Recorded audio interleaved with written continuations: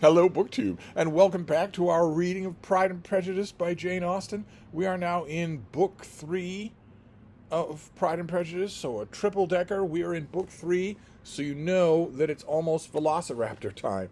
And we are at Chapter 43. We're at the beginning of Book 3. Elizabeth Bennet, our hero, is out in the countryside on a vacation with the Gardiners. They are looking at stately homes. They are having a fine time, as Jane Austen says. They are congenial traveling companions, which is all important. Absolutely all important. You could have an all-expense-paid trip to a palace in northern India where you are going to spend all day, every day, being pleasured by an entire harem, whatever it is that you most like to pleasure you. And if you don't have good traveling companions, all you're going to remember is that you hated it, that you hated the whole trip. So they're a merry, happy company with one dark cloud on the horizon. The Gardiners want to go to Pemberley, the stately home of Mr. Darcy. It's a noted home in the neighborhood. It's got absolutely beautiful, extensive grounds, and they want to go. They want to go and see it. They're going and looking at these houses. You walk up, if you're a respectable type person, you walk up, you ask, may we look around? Maybe we have a tour of the grounds. Usually, the staff of the house is so proud, so house proud, that they will gladly do it, especially if maybe you slip them a little coin here and there. And Elizabeth poo-poos the idea. She has been a very congenial traveling companion, but she doesn't want to go to Pemberley in case she meets Mr. Darcy. Their last interactions were horrible. She doesn't want to meet him. She assumes he doesn't want to meet her. But the Gardiners are a little bit insistent. They really had their heart set on seeing the grounds of Pemberley. And Elizabeth asks a servant. And the servant assures her, no, the owners of the house are not at home. They're not coming down to the house until later. So Darcy's not going to be there. Elizabeth is assured of that. So she agrees. She agrees to the whole trip. And that's where we are now as this chapter starts. Now, if you were reading this book for the first time, what do you think is going to happen? If you're reading this book for the first time, and you had to put money on whether or not that servant was correct, what would you say? Let's find out. Now, this is a long chapter. This is the longest chapter we've had so far, so just prepare yourself. I don't do the world's most stellar job reading, but we're going to be doing it for a bit. I'll try not to interrupt as much, because it's a long chapter. Elizabeth, as they drove along, watched for the first appearance of Pemberley Woods with some perturbation, and when at length they turned in at the lodge, her spirits were in a high flutter. The park was very large, and contained great variety of ground. They entered it in one of the lowest points, and drove for some time through a beautiful wood stretching over a wide extent. Elizabeth's mind was too full for conversation, but she saw and admired every remarkable spot and point of view. They gradually ascended for half a mile, and they then found themselves at the top of a considerable eminence, where the wood ceased, and the eye was instantly caught by Pemberley House, situated on the opposite side of a valley into which the road with some abruptness wound. It was a large, handsome stone building, standing well on rising ground, and backed by a ridge of high wooded hills, like a stag in bracken, one might say. And in front, a stream of some natural importance was swelled into greater, but without any artificial appearance. Its banks were neither formal nor falsely adorned. Elizabeth was delighted. She had never seen a place for which nature had done more, and where natural beauty had been so little counteracted by an awkward taste. They were all of them warm in their admiration, and at that moment she felt that to be mistress of Pemberley might be something. Because the Gardiners don't know. No one knows that Darcy offered his hand in marriage to Elizabeth. All this would be hers. They descended the hill, crossed the bridge, and drove to the door, and while examining the nearer aspects of the house, all her apprehensions of meeting its owner returned. She dreaded lest the chambermaid had been mistaken. Take it from me, from my time living with Deb, the chambermaid is always mistaken. On applying to see the place, they were admitted into the hall, and Elizabeth, as they waited for the housekeeper, had leisure to wonder at her being where she was. The housekeeper came, a respectable-looking elderly woman, much less fine and more civil than she had any notion of finding her. They followed her into the dining parlor. It was a large, well-proportioned room, handsomely fitted up. Elizabeth, after slightly surveying it, went to a window to enjoy its prospect. The hill, crowned with wood, from which they had descended, receiving increased abruptness from the distance, was a beautiful object. Every disposition of the ground was good. She looked on the whole scene, the river, the trees scattered on its banks, and the winding of the valley, as far as she could trace it, with delight. As they passed into other rooms, these objects were taking different positions, but from every window there were beauties to be seen. The rooms were lofty and handsome, and their furniture suitable to the fortune of their proprietor, but Elizabeth saw, with admiration of his taste, that it was neither gaudy nor uselessly fine, with less splendor and more regal elegance than the furniture at Rosings, the other fine house with which she is now well acquainted. This is a nicer place. Someone has taken care to make sure that the viewpoint from all of the windows is gorgeous.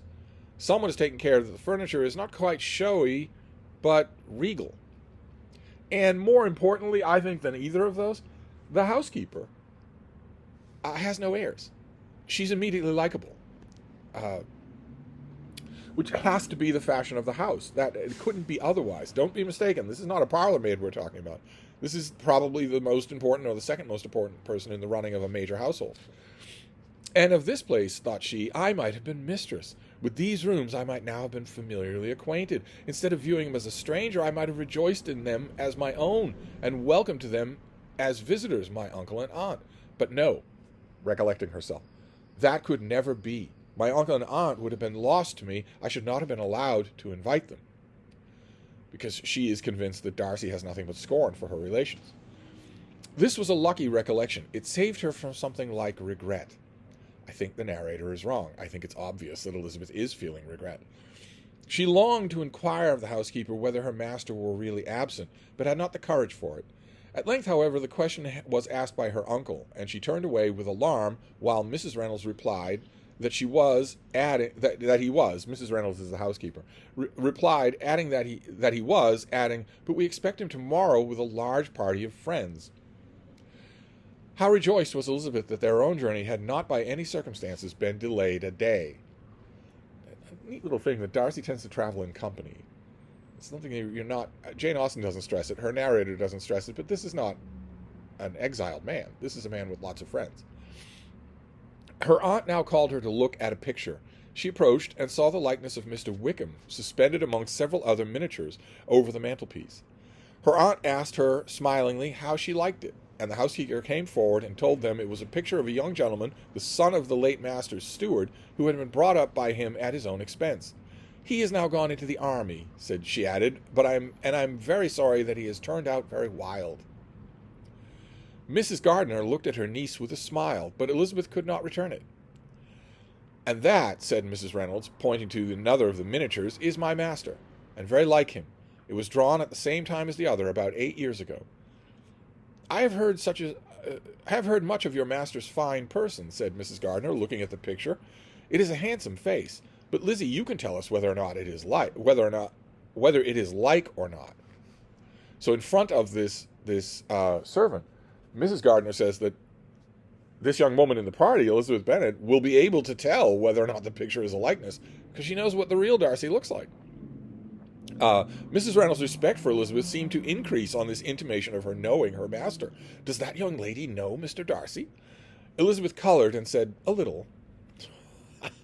"And do you not think him a very handsome gentleman, ma'am?" "Yes, very handsome." "I'm sure I know none so handsome, but in the gallery upstairs you will see a finer, larger picture of him than this. This room was my late master's favorite room, and these miniatures are just as they used to be then. He was very fond of them." This accounted to Elizabeth for Mr. Wickham's being among them. This is, in other words, the housekeeper has not changed what the room looks like since old Mr. Darcy died. Mrs. Reynolds then directed their attention to one of Miss Darcy, drawn when she was 8 years old. "And is Miss Darcy as handsome as her brother?" asked Miss Gardiner. "Oh, yes, the handsomest young lady that ever was seen, and so accomplished. She plays and sings all day long. In the next room is a new instrument just come down from her, a present from my master. She comes here tomorrow with him." Mr. Gardner, whose manners were easy and pleasant, encouraged her communicativeness by his questions and remarks.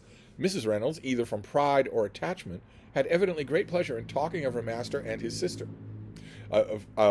Mention that we get here that Mr. Gardner is a completely, I won't say suave or smooth, because those both connote fake, but he's a completely assured man of the world. He is not a bumpkin.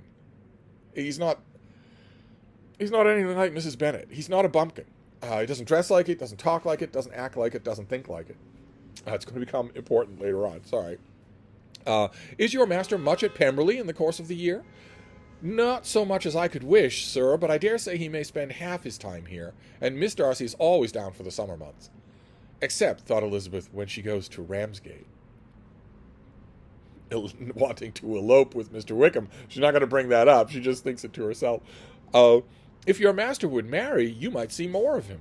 Yes, sir, but I do not know when that will be. I do not know who is good enough for him. Mr. and Mrs. Gardner smiled. Elizabeth could not help saying, It is very much to his credit, I am sure, that you should think so. I say no more than the truth, what everybody will say that knows him, replied the other. Elizabeth thought this was going pretty far, and she listened with increasing astonishment as the housekeeper added, I have never had a cross word from him in my life, and I have known him ever since he was 4 years old. This was praise of all others most extraordinary, most opposite to her ideas. That he was not a good-tempered man had been her firmest opinion. Her keenest attention was awakened. She longed to hear more, and was grateful to her uncle for saying, There are very few people of whom so much can be said. You are lucky in having such a master. Yes, sir, I know I am. If I was to go through the world, I could not meet with a better. But I have always observed, and they who are good-natured when children are good-natured when they grow up, and he was always the sweetest-tempered, most generous-hearted boy in the world. Elizabeth almost stared at her. Can this be Mr. Darcy? Thought she. It's the continual awakening of Elizabeth to the fact that all of her original ideas were wrong. The implication being here, it doesn't really need to be said, that Mrs. Reynolds would not say these things. She would guard her tongue. She's too salt of the earth, too honest to be wrong.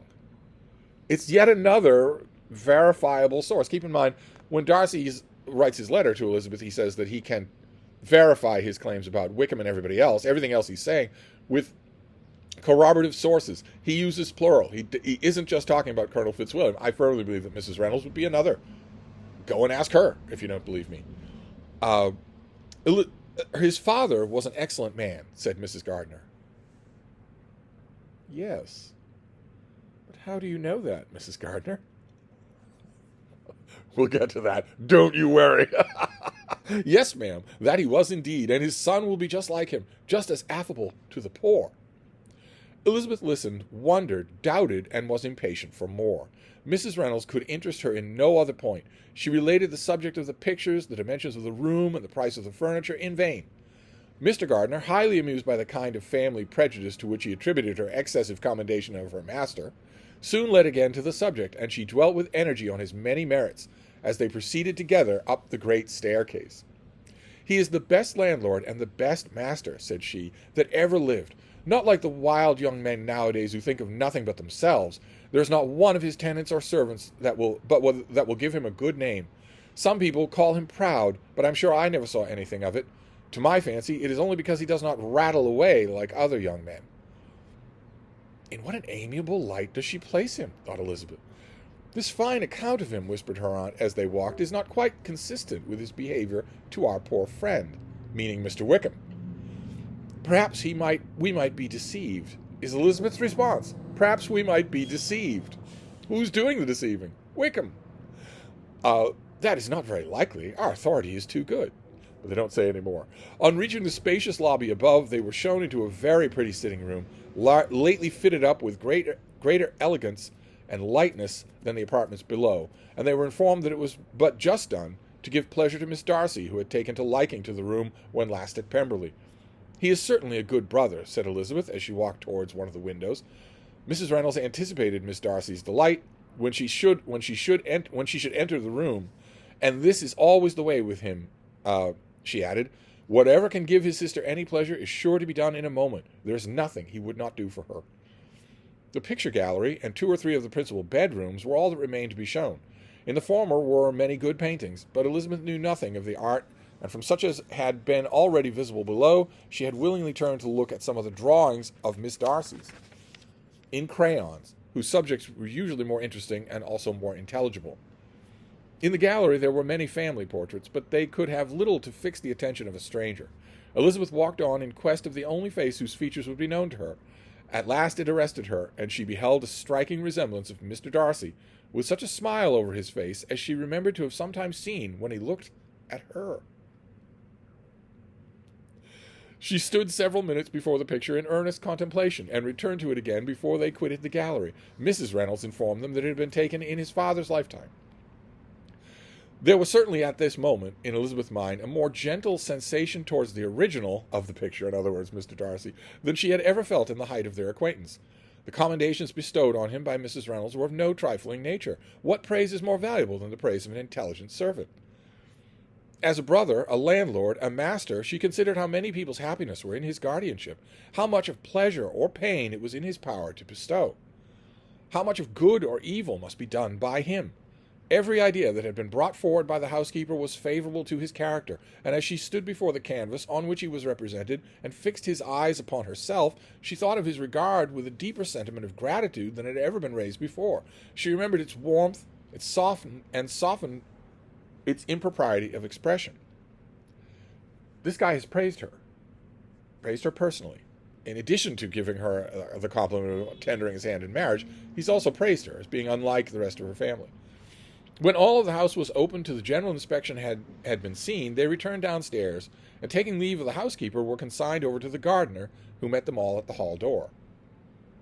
As they walked across the lawn towards the river, Elizabeth turned back to look again. Her uncle and aunt stopped also, and while the former was conjecturing as to the date of the building, the owner of it himself suddenly came forward from the road, which led behind it to the stables. I believe this calls for a Simpson-style "Don't!"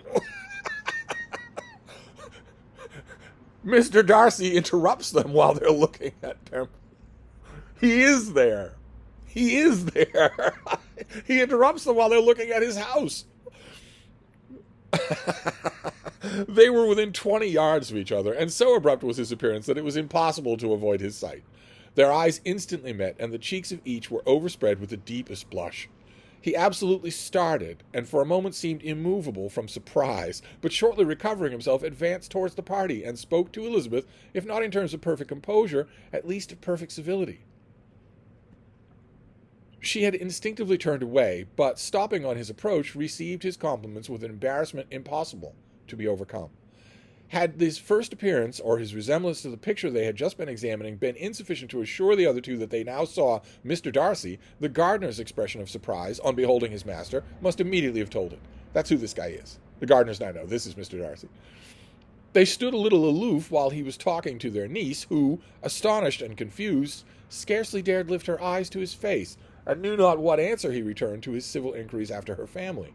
Amazed at the alteration in his manner since they last parted, every sentence that he uttered was increasing her embarrassment, and every idea of the impropriety of her being found there recurring to her mind. The few minutes in which they continued together were some of the most uncomfortable of her life. She's mortified that he's found her snooping around his home. Nor did he seem much more at ease. When he spoke, his accent had none of the usual sedateness, and he repeated his enquiries as to the time of her having left Longbourn and of her stay in Derbyshire so often and in so hurried a way as plainly spoke the distraction of his thoughts.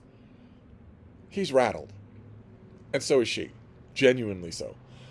At length, every idea seemed to fail him, and after standing a few minutes without saying a word, he suddenly recollected himself and took leave.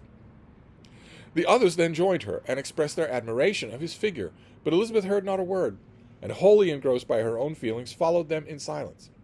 She was overpowered by shame and vexation. Her coming there was the most unfortunate, most ill-judged thing in the world.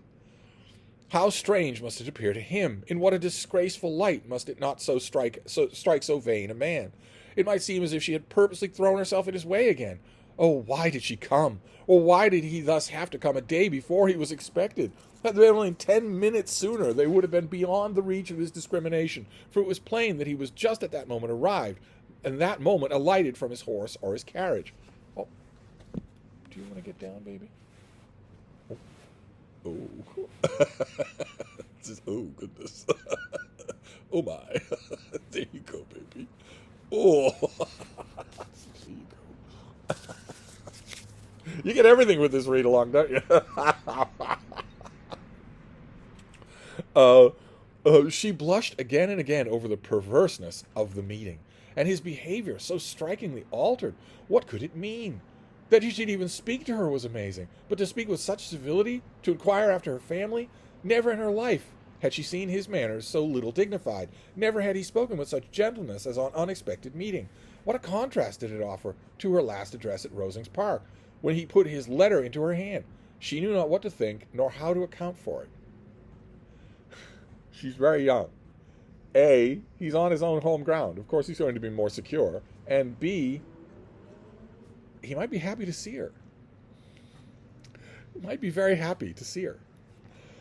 They had now entered a beautiful walk by the side of the water, and every step was bringing forward a nobler fall of ground, or a finer reach of the woods to which they were approaching. But it was some time before Elizabeth was sensible of any of it, and though she answered mechanically to the repeated appeals of her uncle and aunt, and seemed to direct her eyes to such objects as they pointed out, she distinguished no part of the scene. Her thoughts were all fixed on that one spot of Pemberley House, whichever it might be, where Mr. Darcy then was. She longed to know what at that moment was passing in his mind, in what manner he thought of her, and whether, in defiance of everything, she was still dear to him. Perhaps he had been civil only because he felt himself at ease, yet there had been that in his voice which was not like ease. Whether he had felt more of a pain or pleasure in seeing her, she could not tell, but he certainly had not seen her with composure. Think of it from his point of view. I laid out my case, and then I left. He didn't stick around to find out whether or not his case convinced Elizabeth. He has no idea that until this moment she never knew herself. He doesn't know that. But he has to think that his explanation counts for something. He has to think that. He must know that she did not go to Colonel Fitzwilliam for corroboration. And here she is in his home. I promised I wouldn't intervene, did I? At length, however, the remarks of her companions on her absence of mind roused her, and she felt necessary of appearing more like herself. Eventually she recalled to pay attention. They entered the woods, and bidding adieu to the river for a while, ascended some of the higher grounds, whence, in spots where the opening of the trees gave the eye power to wander, were many charming views of the valley, the opposite hills, with long ranges of woods and overspreading many and occasionally part of the stream. Mr. Gardiner expressed a wish of going round the whole park, but feared it might be beyond a walk. With a triumphant smile they were told that it was 10 miles round. It settled the matter, and they pursued the accustomed circuit, which brought them again, after some time, in a descent among hanging woods to the edge of the water, in one of its narrowest parts. They crossed by a simple bridge, in character with the general air of the scene. It was a spot less adorned than any they had visited, and the valley, here contracted into a glen, allowed room only for the stream and a narrow walk amidst the rough coppice wood which bordered it. Sounds lovely. Elizabeth longed to explore its windings, but when they had crossed the bridge and perceived their distance from the house, Mrs. Gardiner, who was not a great walker, could go no farther, and thought only of returning to the carriage as quickly as possible. Her niece was, therefore, obliged to submit, and they took their way towards the house on the opposite side of the river in the nearest direction. But their progress was slow, for Mr. Gardiner, though seldom able to indulge the taste, was very fond of fishing, and was so much engaged in watching the occasional appearance of some trout in the water and talking to the man about them. Keep in mind, the gardener's been with them the whole time. He's the one who tells them about the circumference. That he advanced but little. Whilst wandering on in this slow manner, they were again surprised, and Elizabeth's astonishment was quite equal to what it had been at first, by the sight of Mr. Darcy approaching them, and at no great distance. The walk being here less sheltered than on the other side allowed them to see him before they met. Elizabeth, however astonished, was at least more prepared for an interview than before, and resolved to appear and to speak with calmness, if he really intended to meet them. For a few moments, indeed, she felt that he would probably strike into some other path. This idea lasted while a turning in the walk concealed him from their view. The turning past, he was immediately before them. He has no intention of walking anywhere else. He knows exactly where he wants to go. With a glance, she saw that he had lost none of his recent civility, and, to imitate his politeness, she began, as they met, to admire the beauty of the place. But she had not got beyond the words delightful and charming when some unlucky recollections obtruded, and she fancied that praise of Pemberley from her might be mischievously construed. Her color changed, and she said no more. Mrs. Gardiner was standing a little behind, and on her pausing, he asked her if she would do him the honor of introducing him to her friends. This was a stroke of civility for which she was quite unprepared. She could hardly suppress a smile at his being now seeking the acquaintance of some of the very people against whom his pride had revolted in his offer to herself. In his letter, he goes on and on about the unsuitability of her relations. Elizabeth is just assuming that the Gardiners are part of this. She doesn't remember at the moment that Darcy doesn't know that they are not related to her, or that they are related to her. He doesn't know they're her kin. What will be his surprise, thought she, when he knows who they are? He takes them now for people of fashion. The introduction, however, was immediately made, and as she named their relationship to herself, she stole a sly look to see how he bore it, and was not without expectation of his decamping as fast as he could from such disgraceful companions. That he was surprised by the connection was evident. He sustained it, however, with fortitude, and so far from going away, turned back with them and entered into conversation with Mr. Gardiner. Elizabeth could not but be pleased, could not but triumph. It was consoling that he should know she had some relations for whom there was no need to blush. She listened most attentively to all that passed between them, and gloried in every expression, every sentence of her uncle, which marked his intelligence, his taste, or his good manners. He's making an excellent impression on Darcy. The conversation soon turned upon fishing, and she heard Mr. Darcy invite him with the greatest civility to fish there as often as he chose, while he continued in the neighborhood, offering at the same time to supply him with fishing tackle and pointing out the parts of the stream that were usually the most sport. Mrs. Gardiner, who was walking arm in arm with Elizabeth, gave her a look expressive of her wonder. It's amazing that Darcy is being this nice to strangers. Elizabeth said nothing, but it gratified her exceedingly. The compliment must be all for herself. Her astonishment, however, was extreme, and continually she was repeating, "Why is he so altered? From what can it proceed? It cannot be from me. It cannot be for my sake that his manners are thus softened. My reproofs at Hunsford could not work such a change as this. It is impossible that he should still love me." Lizzie, you are wrong. He does. It's obviously all for you. I think not entirely. I think Darcy is a much nicer guy than he gave the impression when he was at either Hunsford or in Meryton. But I think she's at the heart of it.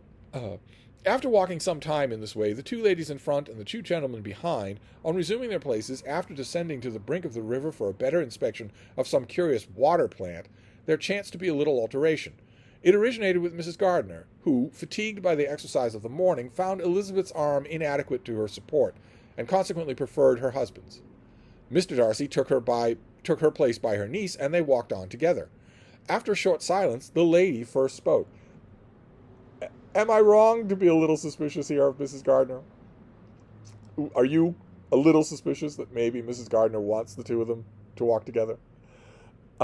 She wished him to know that she had been assured of his absence before she came to the place, and accordingly began by observing that his arrival had been very unexpected. "For your housekeeper," she added, "informed us that you would certainly not be here till tomorrow, and indeed, before we left Bakewell, we understood that you were not immediately expected in the country." He acknowledged the truth of it all, and said that business with his steward had occasioned his coming forward a few hours before the rest of the party with whom he had been travelling. "They will join me early tomorrow," he continued, "and among them are some who will claim acquaintance with you, Mr. Bingley and his sisters." Elizabeth answered only with a slight bow. Her thoughts were instantly driven back to the time when Mr. Bingley's name had been last mentioned between them, and if she might judge from his complexion, his mind was not very differently engaged. They're both thinking about the letter. How could they not be? They're thinking about the letter and the conversation that evoked it. How could they not be? These two very young people. There is also one other person in the party, he continued after a pause, who more particularly wishes to be known to you. Will you allow me, or do I ask too much, to introduce my sister to your acquaintance during your stay at Lambton? The surprise of such an application was great indeed. It was too great for her to know in what manner she acceded to it. She immediately felt that whatever desire Miss Darcy might have of being acquainted with her must be the work of her brother. And without looking further, it was satisfactory. It was gratifying to know that his resentment had not made him think really ill of her. In other words, Miss Darcy wants to meet this Elizabeth person that, we can infer, her brother never shuts up about. That's the only reason that he wants to make their acquaintance, because he keeps talking about her. They now walked on in silence, each of them deep in thought. Elizabeth was not comfortable. That was impossible. But she was flattered and pleased. His wish of introducing his sister to her was a compliment of the highest kind. They soon outstripped the others, and when they had reached the carriage, Mr. and Mrs. Gardiner were half a quarter of a mile behind. When he asked her to walk into the house, but she declared... He then asked her to walk into the house, but she declared herself not tired, and they stood together on the lawn. At such a time, much might have been said, and silence was very awkward. She wanted to talk, but there seemed to be an embargo on every subject. At last she recollected that she had been travelling, and they talked of Matlock and Dovedale with great perseverance. Yet time and her aunt moved slowly, and her patience and her ideas were nearly worn out before the tete-a-tete was over. On Mr. and Mrs. Gardiner's coming up, they were all pressed to go into the house and take some refreshment, but this was declined, and they parted on each side with the utmost politeness. Mr. Darcy handed the ladies into the carriage, and when it drove off, Elizabeth saw him walking slowly towards the house. The observations of her uncle and aunt now began, and each of them pronounced him to be infinitely superior to anything they had expected. "He is perfectly well behaved, polite, and unassuming," said her uncle. "There is something a little stately in him, to be sure," replied her aunt, "but it is confined to his air, and not unbecoming. I can now say with the housekeeper that though some people may call him proud, I have seen nothing of it." Stately is really good for Darcy. He has an old world reserve to him. "I was never more surprised than by his behavior to us. It was much more than civil. It was really attentive, and there was no necessity for such attention. His acquaintance with Elizabeth was very trifling." "To be sure, Lizzie," said her aunt, "he is not so handsome as Wickham." "Who is, though?" "Or rather, he was not Wickham's countenance, for his features are perfectly good. But how came you to tell us that he was so disagreeable?" Elizabeth excused herself as well as she could, and said that she liked him better when they met in Kent than before, and that she had never seen him so pleasant as this morning. "But perhaps he may be a little whimsical in his civilities," replied her uncle. Your great men often are, and therefore I shall not take him at his word about fishing. He might change his mind another day and warn me off his grounds."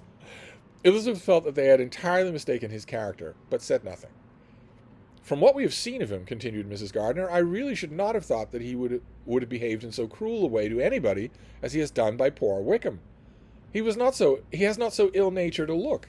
On the contrary, there is something pleasing about his mouth when he speaks, and there is something of dignity in his countenance that would not give one an unfavourable idea of his heart. But to be sure, the good lady who showed us the house did give him the most flaming character. I could hardly help laughing aloud sometimes. But he is liberal, master, I suppose, and that in the eye of servants comprehends every virtue. I don't think so. I don't think Mrs. Reynolds gave Elizabeth that impression. I don't think that she would lie for Darcy or anything else. I don't think she's starstruck either." Elizabeth here felt herself called on to say something in vindication of his behavior to Wickham, and therefore gave them to understand, in a guarded manner as she could, that by what she had heard from his relations in Kent, his actions were capable of a very different construction, and that his character was by no means so faulty, nor Wickham so amiable, as they had been considered in Hertfordshire. In confirmation of this, she related the particulars of all the pecuniary transactions in which they had been connected, without actually naming her authority, but stating it to be such a case as to be relied on. She's trying to dodgily inform them that she now knows the lay of the land, without telling them how, without telling them why. Mrs. Gardiner was surprised and concerned. But as they were now approaching the scene of her former pleasures, every idea gave way to the charm of recollection, and she was too much engaged in pointing out to her husband all the interesting spots in its environs to think of anything else. Fatigued as she had been by the morning's walk, they had no sooner dined than she set off again in quest of her former acquaintance, and the evening was spent in the satisfaction of an intercourse renewed after many years' discontinuance. The occurrences of the day were too full of interest to leave Elizabeth much attention for any of these new friends, and she could do nothing but think, and think with wonder, of Mr. Darcy's civility, and above all, of his wishing her to be acquainted with his sister. So that is chapter 43. As you can see, we are not in for a sedate part of the book. The velociraptors are escaping. That is chapter 43. Elizabeth and Darcy have met again. He is not mad. He is not wrathful. He is not "I told you so." He's not rubbing her nose in anything. He's the soul of civility. He wants to meet her relations, and he wants her to meet his relations. It's pretty stunning. It continues the gradual awakening process of our heroine, Lizzie Bennet. So we'll move on next time, and I will see you then. Thank you, BookTube.